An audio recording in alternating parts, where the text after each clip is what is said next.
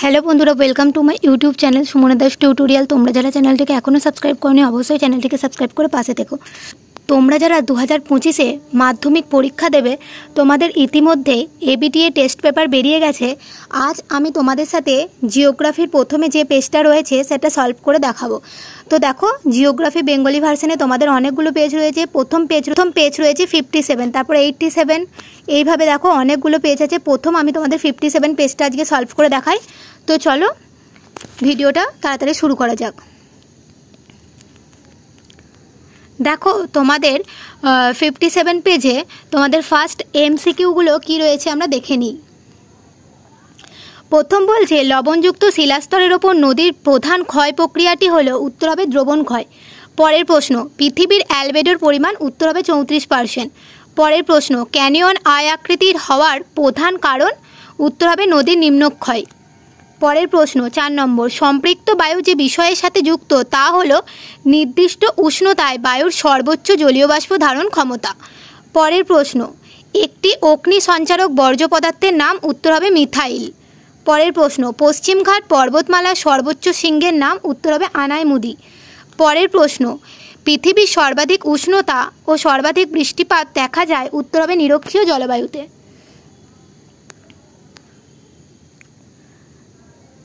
পরের প্রশ্ন, বিশ্ব পরিবেশ দিবস পালিত হয়, উত্তর হবে 5 জুন। পরের প্রশ্ন, বিশুদ্ধ কাঁচামাল ভিত্তিক শিল্পটি হলো, উত্তর হবে বস্ত্রবয়ন শিল্প। তারপরের প্রশ্ন, ভারতের দীর্ঘতম জাতীয় সড়কপথটি হলো, উত্তর হবে NH44। তারপর ভারতের উচ্চতম জলপ্রপাত, উত্তর হবে কুঞ্চিতকল।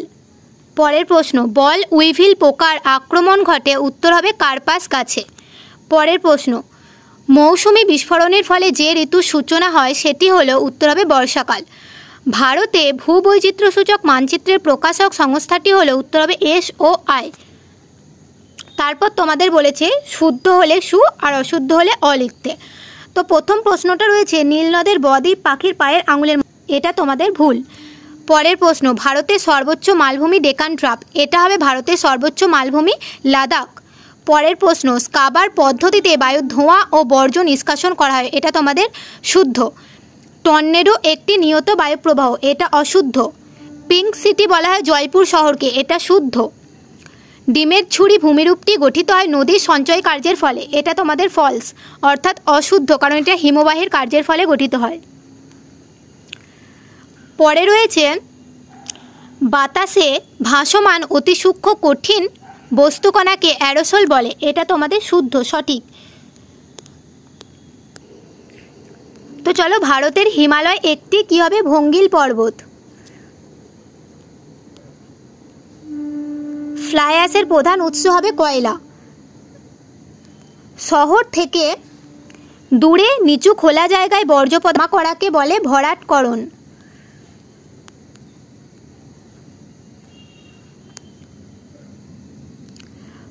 পরে রয়েছে, ভারতের প্রথম পাতাল রেলপথ চালু হয়, এটা হবে কলকাতা। এটি সিজে দেখা যায় কোন অঞ্চলে, নিরক্ষীয় অঞ্চলে। ব্ল্যাকফুট রোগ হয় আর্সেনিকের প্রভাবে। শীতকালে শিল্পাঞ্চলে জলীয় বাষ্প ঘনীভূত হয়ে ধূলিকণার সাথে মিশে তৈরি হয় ধোঁয়াশা। তারপরে তোমাদের 1 নম্বরের প্রশ্নগুলো দেখো। প্রথম রয়েছে, ভারতের বৃহত্তম নদী দ্বীপটির নাম কি? দেখো আমি তোমাদের লিখে দিয়েছি নিচে, মাজুলি। তারপরে বলেছে কি, বায়ুর সঞ্চয় কাজের ফলে গঠিত দুটি ভূমিরূপের নাম লেখো, উত্তর হবে লোয়েস আর বালিয়ারি। দুন উপত্যকা কাকে বলে? দেখো তোমাদের সুবিধার জন্য লিখে দিয়েছি, শিবালিক পর্বতের উত্তরে শিবালিক ও হিমাচলের মাঝে সৃষ্ট অনুদৈর্ঘ্য নিম্ন উপত্যকাকে উত্তরাখণ্ডের স্থানীয় ভাষায় দুন বলে। তারপরে দেখো তোমাদের কি প্রশ্ন রয়েছে। তারপর রয়েছে, ভারতে মহাকাশ গবেষণা সংস্থার নাম কি? উত্তর হবে ইসরো। পরের প্রশ্ন রয়েছে, ই ওয়েস্ট কাকে বলে? ইলেকট্রনিক বর্জ্য বা ই বর্জ্য বলতে পরিত্যক্ত বৈদ্যুতিক বা ইলেকট্রনিক সরঞ্জাম যা পরিত্যক্ত যন্ত্রপাতিকে বোঝায়। তারপর রয়েছে, ভারতের দক্ষিণতম বিন্দু কাকে বলা হয়? এটা হবে ইন্দিরা পয়েন্ট। তারপর রয়েছে, বোলসন কি? বোলসন মরু অঞ্চলে পর্বত বেষ্টিত নিচু অববাহিকাকে বোলসন বলা হয়। তারপর সোনালী তন্তু কাকে বলে? পাটকে। তারপর তোমাদের মিল রয়েছে দেখো, ইউট্রিফিকেশনের সাথে তোমাদের হবে প্রাণীর মৃত্যু, নদীর সমভূমি প্রবাহের সাথে হবে প্লাবনভূমি, কালবৈশাখীর সাথে হবে মার্চ এপ্রিল, ডক্টরস উইন্ড হবে হারমাট্টান। এই গেল তোমাদের শর্ট প্রশ্নগুলো। এছাড়াও তোমাদের এই পেজটিতে আর কি কি বড় প্রশ্ন রয়েছে সেগুলি তোমরা দেখে নাও। তো এই বড় প্রশ্নগুলো থেকে তোমাদের যদি কোনো রকম কোনো অসুবিধা হয় তোমরা অবশ্যই কমেন্টে জানাবে, সেগুলোর উত্তরও আমি তোমাদের বলে দেওয়ার চেষ্টা করব। এছাড়াও পরবর্তী যে পেজগুলি রয়েছে সেগুলিও আমি সলভ করে দিয়ে দেবো, তোমরা সেগুলি দেখার জন্য অবশ্যই চ্যানেলটিকে সাবস্ক্রাইব করে পাশে থেকো। আর ভিডিওটি অবশ্যই তোমরা আরও অন্যান্য বন্ধুদের সাথে শেয়ার করে দিও। আজকের ভিডিও এই পর্যন্তই।